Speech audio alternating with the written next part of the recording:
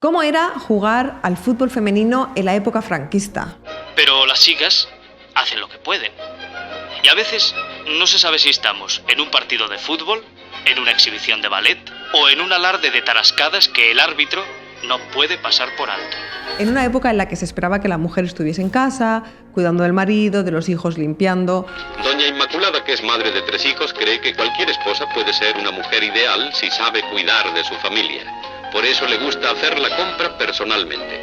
¿Qué pasaba cuando de repente te salías del molde y decías, no, yo de hecho quiero jugar a fútbol? ¿Qué tipo de reacciones recibías por parte de tu familia, de tus amigos? ¿Qué apoyo tenías por parte de las instituciones? Si en el último Mundial de Fútbol Femenino pudimos ver el caso de Rubiales, ¿qué tenían que aguantar estas chicas? Todo esto y mucho más lo responde hoy Carmen Arce, más conocida como Cubalita, primera portera de la selección femenina española en los años 70. Esta entrevista es la última de la temporada, espero que os guste mucho y si no, tampoco lo voy a leer. Voy a estar en la playa, chicos, necesito las vacaciones. Un besito, adiós. Tenía la duda. Un podcast de Judith Tiral. Carmen, muchísimas gracias por venir al Tenía la Duda, te lo agradezco muchísimo, de verdad. Gracias a ti. ¿Cómo lo conseguiste tú, formar parte de la primera selección cuando todavía estábamos bajo el gobierno franquista? Bueno, la verdad es que en mi caso es todo muy natural, porque yo tenía un hermano que era 8 años más mayor que yo, que jugaba de portero en el Don Bosco con los salesianos. Y siempre que se acababa el entrenamiento, ahí estaba yo con él, al final se cansaba él antes que yo. Y en mi casa además había muchísima afición al fútbol y justo fue mi padre que vio que ponían a finales del 1970 un anuncio en el periódico que se buscaban chicas para un equipo de fútbol. Para sorpresa de todas se presentaron muchísimas chicas en aquella oficina, hicieron un primer cribado y quedamos, pues yo creo, unas 30, 35 jugadoras. Empezamos a entrenar y curiosamente, como yo me parecía, dicen, a Kubala, pues me dijeron, mira, un Kubala pequeñito, Kubalita. Y pensaron que serviría de extremo como Kubala, pero lo hacía fatal, ¿no? Lo siguiente. Y total que cuando acabó un entrenamiento que yo veía que no tenía ningún futuro, me quedé en la portería con compañeras que ya habíamos terminado, empezaron a chutarme y claro, eso sí que lo sabía hacer. Y entonces me quedé en la portería, siempre he jugado en la portería, pero el nombre me lo dejaron y la verdad que lo llevo con orgullo. Claro, cuando me dices que jugabas con tu hermano, sí, yo entiendo que en la época no era lo que se esperaba tampoco, ¿no? Recibías comentarios de vecinos o de amigos que te decían, el fútbol no es para mujeres. La experiencia nuestra es que no había tanto problema.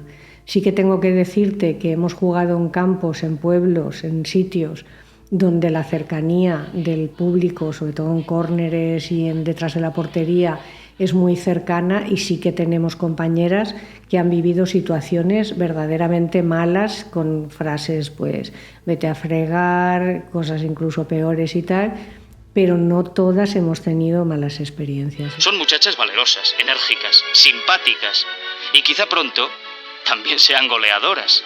En casa también entiendo que cuando ven el anuncio y te lo comunican y tal es porque también en casa se veía bien. Claro, mi padre estaba encantado, estaba muchísimo el fútbol y tal, y todavía te diría más, mi padre era un hombre, era un labrador de pocas palabras y sin embargo el lenguaje del fútbol es el que yo agradezco al fútbol, el haber podido comunicarme con mi padre porque el fútbol era un lenguaje en el que él se expresaba mucho y yo también, entonces bueno, súper cercanía con respecto al fútbol, y además era el primer fan. ¿Cómo recuerdas los primeros entrenos? Entrenamientos muy duros además porque nosotros en Valencia tuvimos un entrenador que venía de segunda división masculina que había tenido problemas con árbitros y lo condenaron entre comillas a estar sancionado durante 2 años por no sé lo que haría. Y entonces nos maltrataba en el buen sentido de la palabra porque nos trataba sin miramientos y no te puedes imaginar, entrenamientos duros, además nos hacía jugar en la playa con la arena mojada, nos hacía jugar contra juveniles que lo pasábamos muchas veces fatal y entrenábamos muy duro, pero es que además, aunque no lo parezca, jugábamos muy bien al fútbol. Yo te puedo decir que yo he jugado con y contra jugadoras que hoy serían internacionales. Claro, a mí de hecho, Carmen, se me ocurrió la entrevista porque estaba en Instagram y me apareció un fragmento del Nodo en el que estaba entrevistando un señor, no sé quién es ese hombre, a la selección española en el año 70 y algo, que habíais jugado contra Italia, creo recordar. Y está haciendo unos comentarios de que, de alguna manera, es que ni siquiera eran pasivos, como casi como que llamando gordas. Pero ¿acaso lo más importante sea que pierdan un poco de peso? O que no teníais el nivel, o cómo puede ser que seáis tan malas. O sea, era de vergonzoso. Claro. ¿Usted sabe cocinar? Sí. ¿Qué plato sale mejor? La tortilla de patata. Ese es fácil. Claro. ¿Qué es más fácil, hacer una tortilla de patata o meter un gol? Meter un gol. ¿Más fácil? Sí.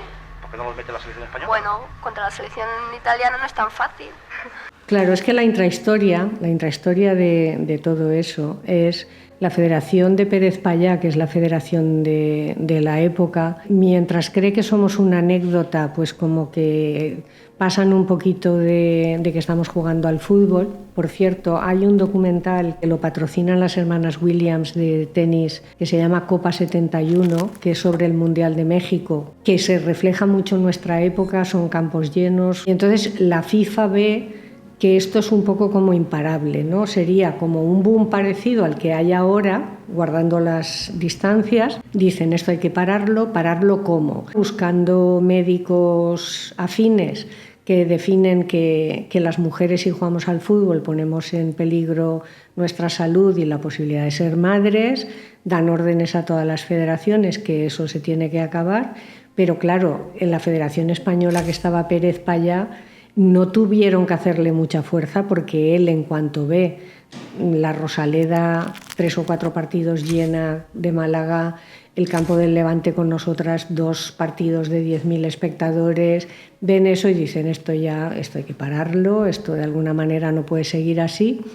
Y entonces es cuando se enteran del partido de Córdoba, y todo ese nodo tiene como único fin el hundirnos, quiero decirte, porque sale el trasero en vez de salir por delante cuando estamos para el himno. Los tiempos han cambiado y señor, hoy podemos ver así a la mujer, convertida en futbolista, buscadora de goles, deseosa de triunfos, protestadora de árbitros. La cosa ha llegado a escala internacional y 11 féminas balompédicas disputan a las italianas la primacía del fútbol europeo.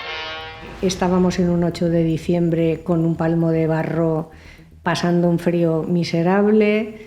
Hay imágenes, ese nodo, donde se ven grandes jugadas de fútbol, tanto por parte de las italianas, que eran mejores, pero nosotros aguantando el tipo y tal. En mi caso concreto, yo no sé cuántas paradas hice porque me martirizaron la vida, pero solo sale un gol mío por debajo de las piernas, el único de mi historia está ahí por el barro y tal, y todo la idea es humillar. ¿Qué pasa? Que imagínate, después de aguantar a las italianas que te estaban pegando porque era una escuadra durísima, y encima de que te están pegando, de que estás pasando un frío de muerte, se meten en el vestuario 2 señores, uno con la cámara y el otro con el micrófono, y nos tuvieron más de media hora muertas de frío sin podernos duchar, haciendo toda esa clase de preguntas. Entonces, la verdad es que para mí sigue siendo doloroso. ¿Qué pasa? No, lógicamente son superiores. ¿Opinión del partido? Eso ha sido un partido muy fuerte. Ellas llevan mucho más tiempo jugando, tienen más experiencia. O sea, en una palabra, son formidables. Pero nosotras nos hemos dejado todo lo que hemos podido en el campo. Y trataremos de, en Badajoz, superar este resultado. La selección española aún no ha ganado un partido. ¿Qué pasa? Y cuando aparece eso en televisión, tú y tus compañeras veis eso y lo ven vuestros familiares, vuestros amigos, ¿qué os dice la gente de alrededor? Con ese partido suceden 2 cosas, una que para mí es muy positiva y otra es que sí que es verdad que a mucha gente de los que íbamos en el autobús para ir al instituto, de la gente de los vecinos y tal, pues el comentario, no en plan denigre, porque no iban por ahí, pero sí va, tan buena que eres, me decían en valenciano, tan buena que eres y cómo te han metido tantos goles, y sí que hubo un poquito de risa, la verdad. De ese mismo partido, una revista grande de entonces, que era la Gaceta Ilustrada, hizo un reportaje a 3 páginas nuestro de ese partido, que es muy chulo porque además está la foto de todas las... Es un reportaje muy bonito. Y mi madre, que durante todo el tiempo que yo estuve jugando al fútbol estuvo ingresada por un fallo en una intervención y estuvo entre la vida y la muerte, resulta que mi padre era el que le gustaba que yo jugara, pero mi madre como que pasaba un poco que no, que se la repimplaba el tema del fútbol. Y resulta que cuando aparece la Gaceta Ilustrada, que estaba gravísima, pero estaba muy, muy malita, entró un enfermero, no se me olvidará nunca, Pepe, y le entregó la revista. Y le dijo: Antonia, no te quejes de cómo estás, que miran qué miseria ha estado tu hija en Córdoba. Y entonces, desde ese momento, mi madre entendió que, aunque ella no lo entendía, algo bueno había hecho, que estaba ahí. Y la verdad que eso fue bonito, la verdad. ¿El objetivo cuando te apuntaste, cuál era? ¿Era pasarlo bien o decías, no, profesionalmente a mí me gustaría dedicarme a esto? ¿Era posible dedicarse profesionalmente por entonces? Mira, y eso también es la respuesta a lo que me estás preguntando, es común en, yo diría, el 90 y pico % de las compañeras, ¿no? Y es que nos gustaba tanto el fútbol y sentíamos una pasión tan grande por jugar que no pensábamos en otra cosa. De hecho, yo a veces tenía que andar 2 horas para ir a entrenar porque no había medio que nos valiera, y 2 horas después de entrenar para volver. Cuando tú tienes una pasión, cuando algo te gusta tanto, es que tampoco te pones a pensar, ¿no?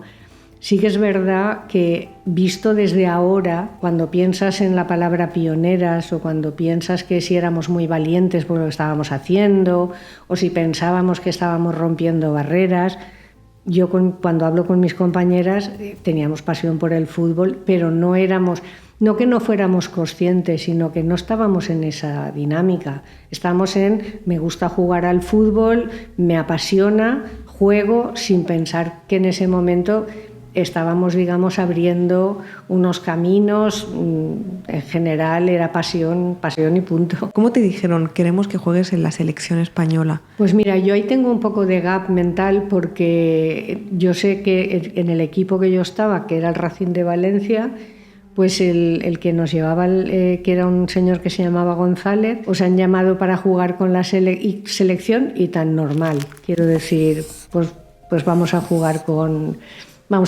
la selección, también sin ningún punto de perspectiva de nada gigante. O sea, nos han llamado para jugar con la selección, pues fenomenal, pues allá que vamos. Antes me has comentado que hay como esta concepción de que al fútbol femenino nadie, como no era importante, nadie iba a verlo, pero luego hay imágenes, o incluso que salíais en prensa y tal, de que en realidad llenabais estadios muchísimo, había muchísima atención hacia el fútbol femenino. ¿Por qué dicen ahora que no interesaba a nadie, o por qué crees que lo hacen? Es que yo creo que es incultura. Por ejemplo, cuando se entera el presidente de la Federación Española, de la Federación Valenciana, en el homenaje que nos hacen en la Federación en 2019, yo lo tengo delante, y una semana después iba a hacer un homenaje en la Plaza de Toros de Valencia de las pioneras de Valencia, que era el colegio alemán, que era de los 80.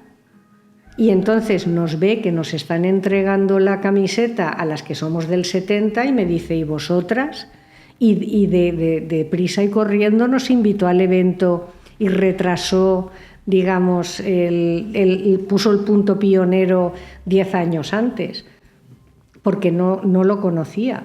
Wow. Cuando en la Comunidad Valenciana nosotras tuvimos una liga que había 12 equipos de Valencia, de Elche, de Denia, de Alicante, de varias Catarroja, Manises. Quiero decirte que hubo una liga en la Comunidad Valenciana que habían 12 equipos. ¿Por qué dejaste de jugar, Carmen? Porque yo te escucho y siento la pasión que sientes por el fútbol. ¿Por qué decidiste hasta aquí? Suceden varias cosas. La primera, nosotros en Valencia teníamos un patrocinador que era Marco Lanas Aragón, que era como el Corte Inglés antes de que el Corte Inglés llegara a Valencia, superpoderoso económicamente. Se produce una cierta crisis en lo que es la empresa, pero además llega un momento que no voy a poner la carga sobre no tenemos patrocinador o la federación está poniendo dificultades, no, sino también la propia vida nuestra te lleva a un camino que no tiene retorno. Es decir, tú puedes estar entrenando 2-3 días a la semana. Nosotras teníamos compañeras que venían de Cullera y de Sueca. Estamos hablando de 30-40 kilómetros lejos de Valencia.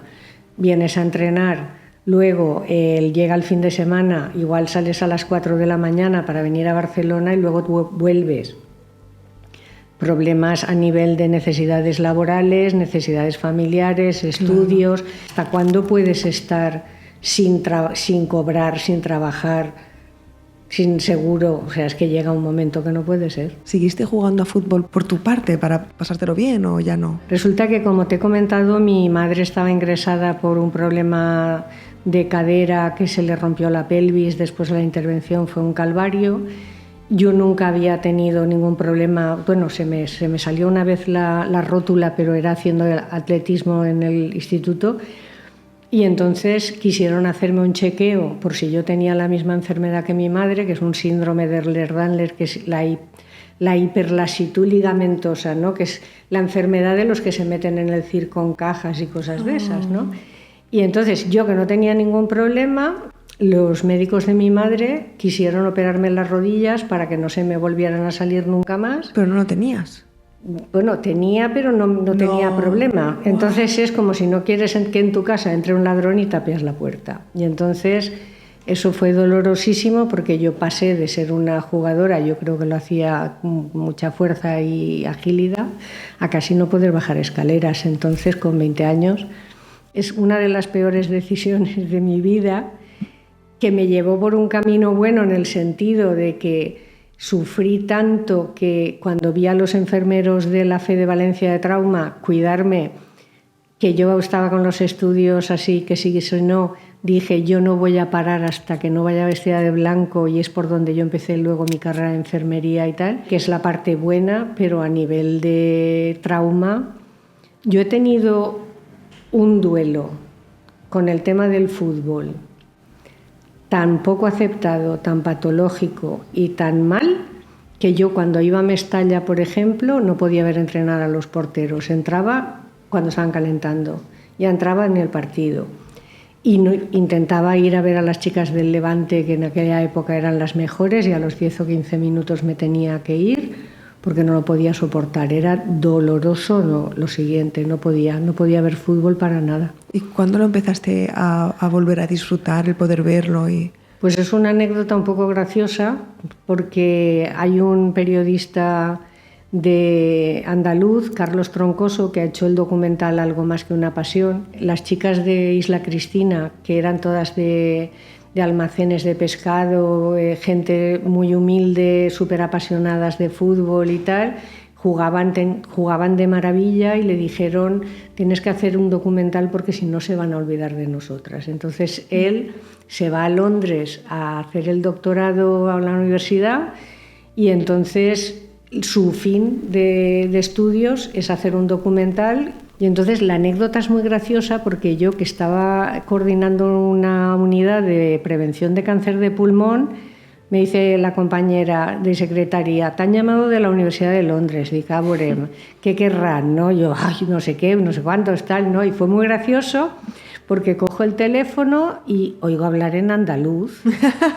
Y entonces, para hacértelo corto, pero que duró más, aquel: no, ¿es usted Carmen Arce, la coordinadora de pulmón, no sé qué, tal? Yo, sí, vale, así mucho rato. Y dice: mira, le tengo que hacer una pregunta, si no se moleste. Digo: no, lo que quieras. Y me dice: ¿es usted cubalita? Oh. Y digo: sí, a ver. ¡Bien! Y entonces... ¿Cuánto tiempo hacía que no te llamaban cubalita, Carmen? Lo tenía yo además guardado en el disco duro, que no lo quería ni ver ni oír. Eso para mí era pasado total. ¿Y qué pasa? Que cuando Carlos viene a Valencia y me hace la entrevista para ese documental, me hace hablar del fútbol, me hace hablar de mi padre, de lo que significaba para mi padre y para mí el fútbol. y ahí fue cuando empezó a curarse la herida. Y a partir de ahí me he vuelto girula y entonces estoy viendo partidos, acudiendo al campo a ver a las chicas, bueno, feliz. Y ahora, Carmen, cuando piensas en todo lo que has vivido, en el fútbol, en aquel campeonato contra Italia, ¿qué sientes? Hay compañeras mías que les gustaría volver a, ¿no? Decir que hemos llegado tarde o igual... Yo no tengo esa sensación. No puedo decir nuestras hijas, ¿no? Pero sería un sentimiento parecido, ¿no? Que nuestras chicas están ahí, ¿no? Entonces yo me quedo más ahí. ¿Nunca hubo un problema como lo de Rubiales o que de repente un hombre, un entrenador se sobrepasara o algo, Carmen? Sí, no, yo tengo una mala experiencia en ese sentido. Yo tuve un entrenador que se ofreció a llevarme a casa y no me llevó a casa y pasé un mal rato. Oh, lo siento muchísimo. No, pero decirlo también cura, ¿no? Me salvó la campana. Si me pasó a mí, no sería la única. Y nunca se habló eso en el vestuario. Ni yo tampoco lo dije, quiero decir. No estoy diciendo ha pasado y las compañeras no han hablado, yo tampoco. O sea, yo no conté en el vestuario a mis amigas, me ha pasado esto, ¿no?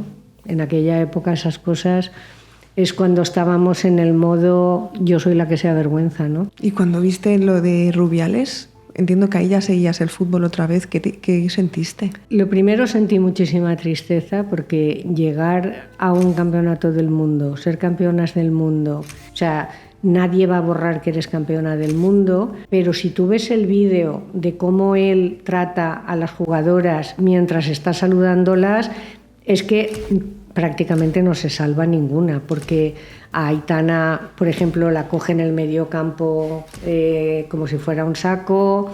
Varias jugadoras, cuando las coge, las sube, las baja, las sube, las baja 2 veces. Quiero decir que fue muy denigrante todo. Él, como ser humano, sabrá cuál es la razón física o química para que actuara de esa manera tan impropia en el palco y después con las jugadoras, lo sabe él y punto.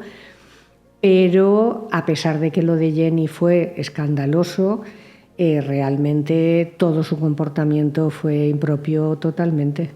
¿Sabes, Carmen, cuando me has dicho al principio que tu experiencia siempre fue muy buena, pero es que sí que es cierto que hay otras compañeras que en partidos le gritaban, pues vete a fregar, vete...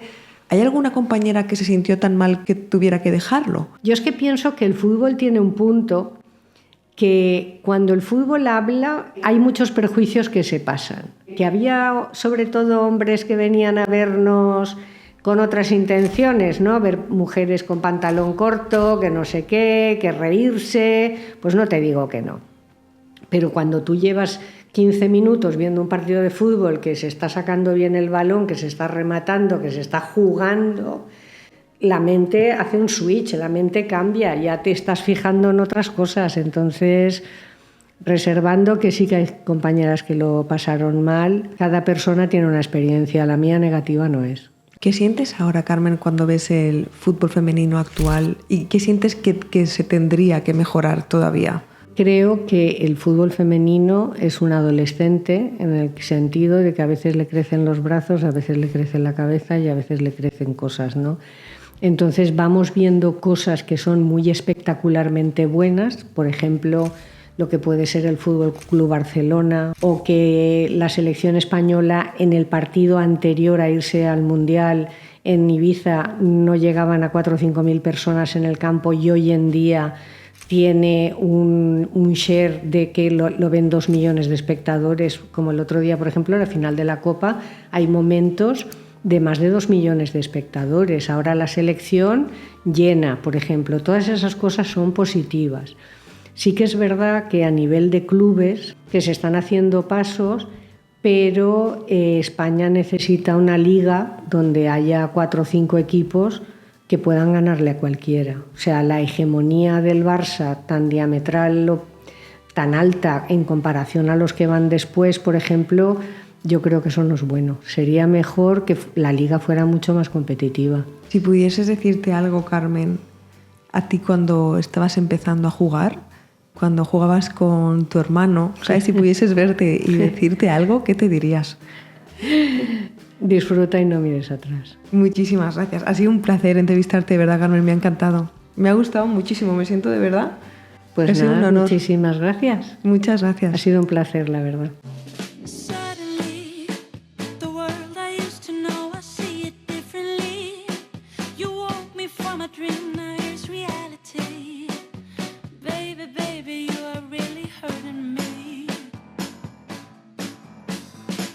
Every time